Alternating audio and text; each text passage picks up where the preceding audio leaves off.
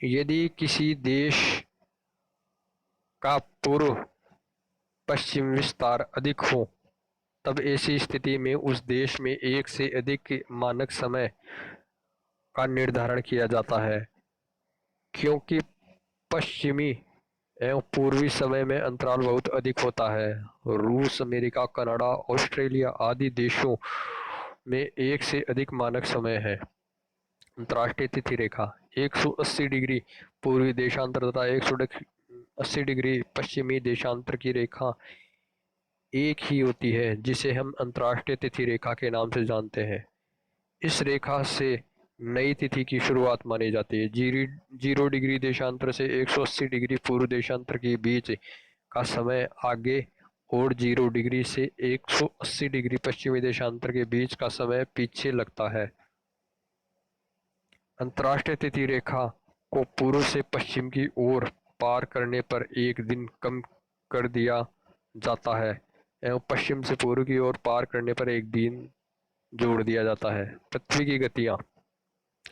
पृथ्वी पर रहते हुए कभी कभी हम आश्चर्य होता है कि पृथ्वी पर दिन रात क्यों होते हैं तथा पृथ्वी पर कभी सर्दी, कभी गर्मी और कभी बरसात क्यों होती है। इसका कारण पृथ्वी की गतियां है। पृथ्वी की दो प्रकार की गतियां हैं, दैनिक जिसे कि हम घूर्णन गति कहते हैं और वार्षिक जिसे कि हम परिक्रमण गति कहते हैं। घूर्णन गति।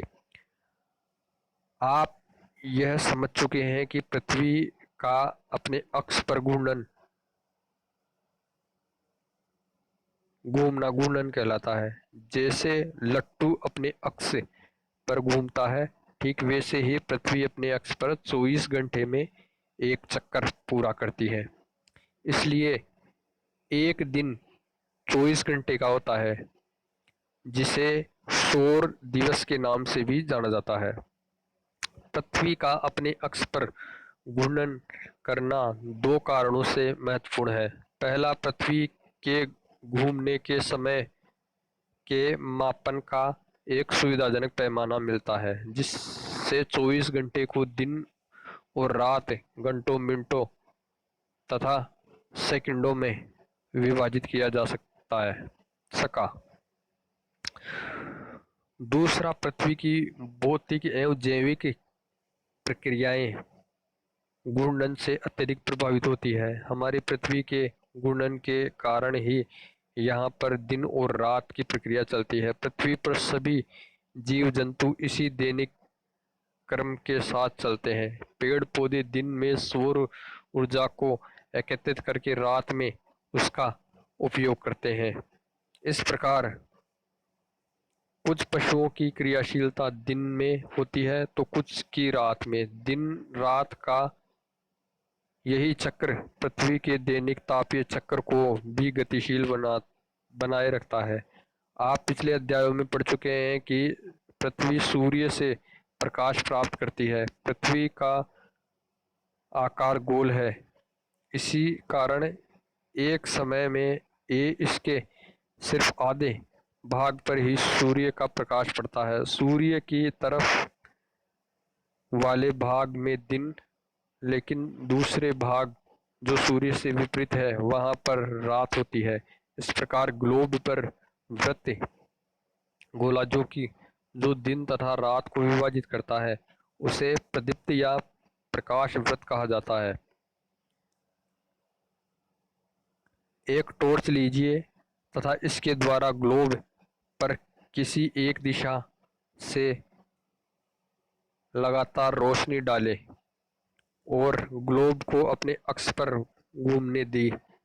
घुमाकर देखिए। इससे आप समझ जाएंगे कि पृथ्वी दिन और रात की प्रक्रिया कैसी होती है। परिक्रमण गति।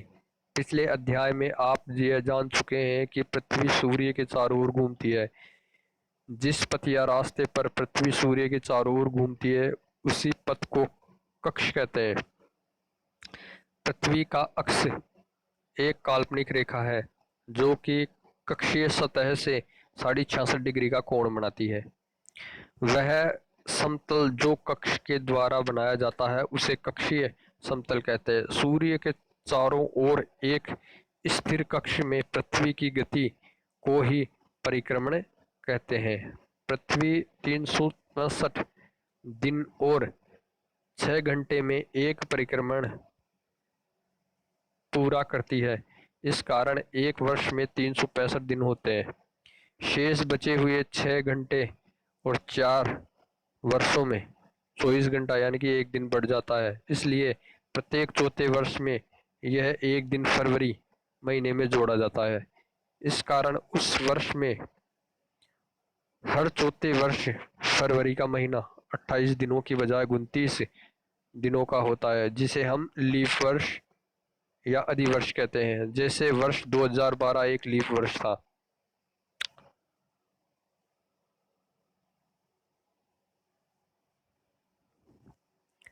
ऋतुएं। आप जानते हैं कि पृथ्वी अपने अक्ष पर 23.5 डिग्री का कोण पर झुकी हुई है। इस झुकी हुई पृथ्वी इस स्थिति में ही यह सूर्य के चारों ओर अपनी कक्षा में परिक्रमा करती है। उत्तरी और दक्षिणी गोलार्धों के में ऋतुओं का एक चक्र पृथ्वी द्वारा की गई सूर्य की परिक्रमा पर निर्भर होता है। पृथ्वी पर एक वर्ष में मार्च माह से सितंबर माह के बीच सूर्य की सीधी किरणें उत्तरी उष्ण कटिबंधीय क्षेत्र अर्थात विषुवत रेखा और कर्क रेखा के मध्य गिरती है। इस समय उत्तरी गोलार्ध में गर्मी और दक्षिणी गोलार्ध में शीत ऋतु होती है। यही स्थिति पुनः सितंबर माह से मार्च माह के बीच सूर्य की सीधे किरणें दक्षिणी उष्ण कटिबंधीय क्षेत्र अर्थात विषुवत रेखा और मकर रेखा के मध्य गिरती है। इस समय उत्तरी गोलार्ध में शीत तथा दक्षिणी गोलार्ध में ग्रीष्म ऋतु होती है। फ्रेंड्स, आप इस चित्र में स्पष्ट रूप से देख सकते हैं कि किस प्रकार गर्मी और सर्दी अलग अलग जगह किस प्रकार पड़ती है। 21 मार्च को सूर्य की सीधी किरणें विषुवत रेखा पर होती है। इस दिन पृथ्वी पर दिन व रात बराबर होते हैं, जिसे उत्तरी विषुव या वसंत विषुव कहते हैं। इस समय न तो अधिक सर्दी होती है और न ही अधिक गर्मी। उत्तरी गोलार्ध में वसंत ऋतु या दक्षिणी गोलार्ध में शरद ऋतु होती है। 21 मार्च के पश्चात सूर्य की किरणें सीधी किरणें धीरे धीरे कर्क रेखा की तरफ बढ़ती है और 21 जून को सीधी किरणें कर्क रेखा पर गिरती है। इस दिन उत्तरी गोलार्ध में सबसे लंबा दिन होता है तथा इसके विपरीत दक्षिणी गोलार्ध में सबसे लंबी रात होती है। इसे उत्तरी अन्यात कहा जाता है। इस समय उत्तरी गोलार्ध में ग्रीष्म ऋतु होती है तथा दक्षिणी गोलार्ध में शीत ऋतु होती है। 21 जून के पश्चात सूर्य की सीधी किरणें कर्क रेखा से विषुवत रेखा की तरफ पड़ती है और 23 सितंबर को सीधी किरणें फिर से विषुवत रेखा पर गिरती है। इस दिन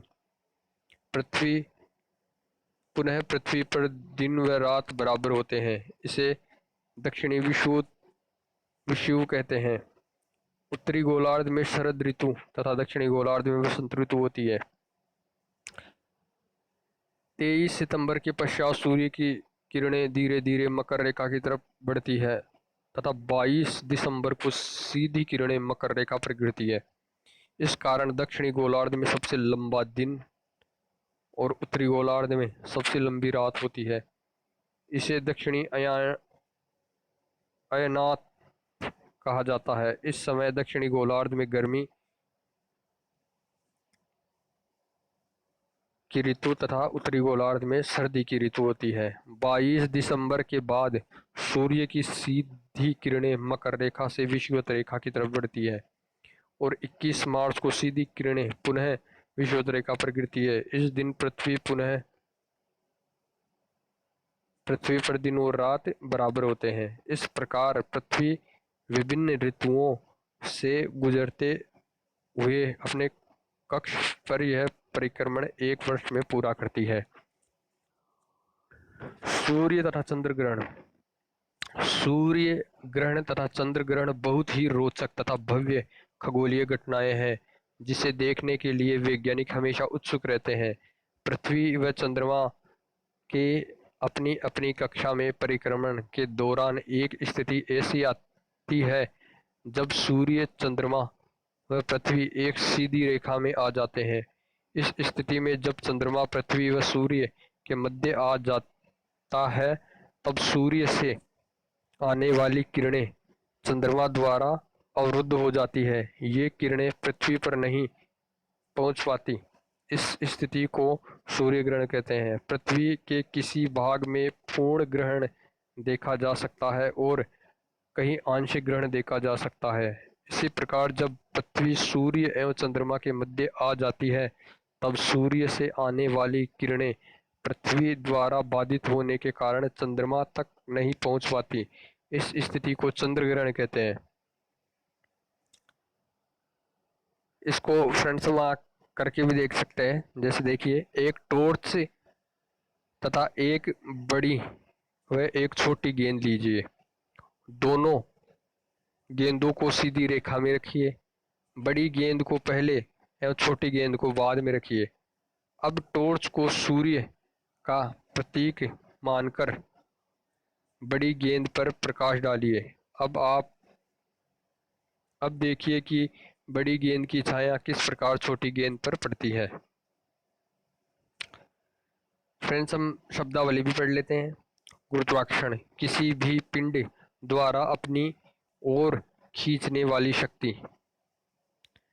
मानक समय किसी देश की प्रमुख देशांतर रेखा से माना गया समय। और तिथि रेखा 180 डिग्री देशांतर है, इसे हम तिथि रेखा कहते हैं। फ्रेंड्स, हो सकता है मुझसे किसी प्रकार की कोई गलती वीडियो में हो गई हो, या फिर क्योंकि मैंने स्पष्ट नहीं पढ़ा हो, तो उसके लिए मैं पहले ही क्षमा मांगता हूँ मित्र। इसलिए अब नेक्स्ट वीडियो का इंतजार करें फ्रेंड्स। Thank you.